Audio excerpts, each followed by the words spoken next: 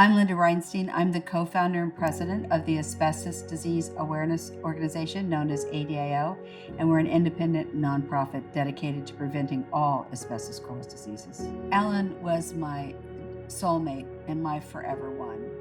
We had been married for over 20 years, so when I heard a slight persistent cough, I knew something was very different. So with a little bit of my humor, I said, Alan, you need to go in and get that checked out. He came home, he was checked out, but we didn't have any answers. That was back in 2002. They thought maybe he had TB, could he have AIDS? They went through a myriad of different tests. There was a pleural effusion on his left lung. The surgeon came out and says, "Are you alone?" And I knew enough to know that wasn't a good sign. And he said, "I think Alan might have mesothelioma." I had never heard of it and couldn't pronounce it.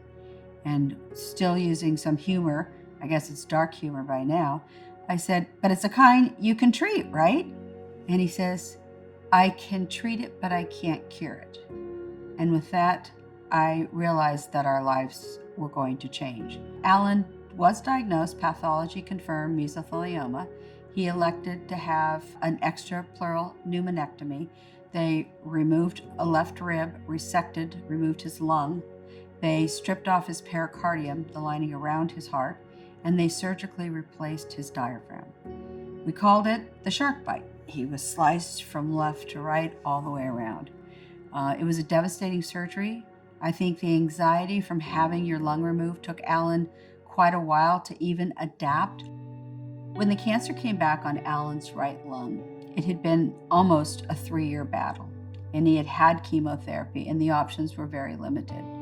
And I'll remember that moment like it was just yesterday, because Emily was then 13 and Alan actually had been hospitalized with what they thought was aspiration pneumonia. And Emily and I were heading in one rainy morning in the LA area. And again, Emily's 13 then. And we look at Alan, he's a very different Alan. I tell the story because I want people to understand the devastation that the family and the patient have to endure. Alan had a demand mask on, covering his entire face. As we walked in, his eyes barely opened, but I could see that he was listening. And Emily at 13 tells her dad, as we hold his hand, "Dad, you won, you're a champ. You never gave up." And I'm resting Alan's fears and telling Alan that we'll be okay. And as I look to the right, the heart monitor begins to flatline. Nobody moved. They were stoic. And that was the moment that I knew Alan had died, when the staff didn't respond to the heart monitor. So every step that I had to learn, I learned the hard way. And saying goodbye to a father, a friend, a husband, it stinks, and it's all preventable. So I think that part of Alan's treatment and ultimate death has fueled my fight for 20 years. I don't want other people to have to go through what I have. I had it tough, and I'm not the only person that's had it tough.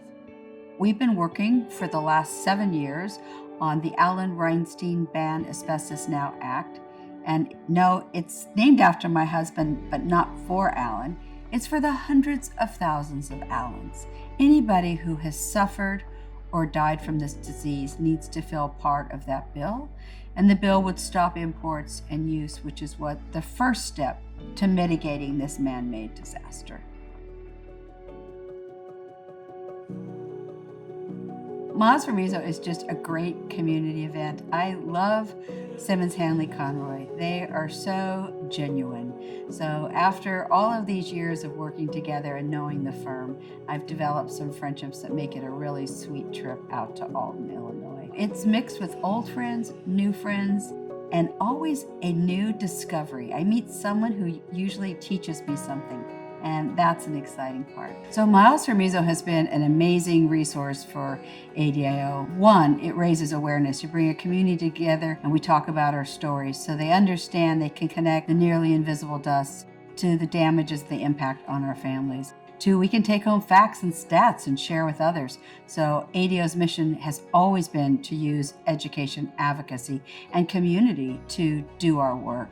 And three, the funds are remarkable. They help us to put on our annual conference, staff briefings in Washington, D.C., and various other things that help us to continue our 20-year mission of preventing exposure to eliminate all asbestos-caused diseases.